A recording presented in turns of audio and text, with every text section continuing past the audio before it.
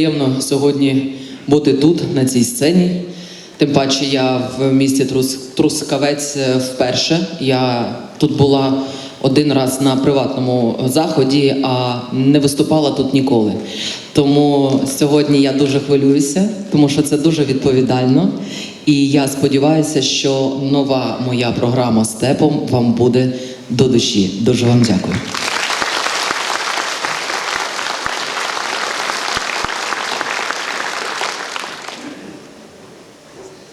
Мій звукорежисер, напевно, там десь уснув.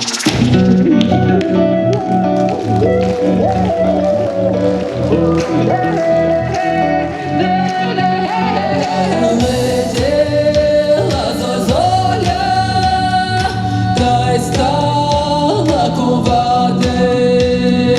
Ой, то ж не зозуля, то й рідна мати.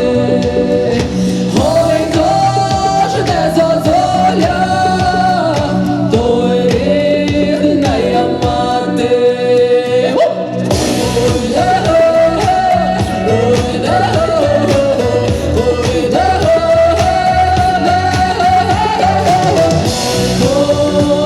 Зозуля, то й рідна мати.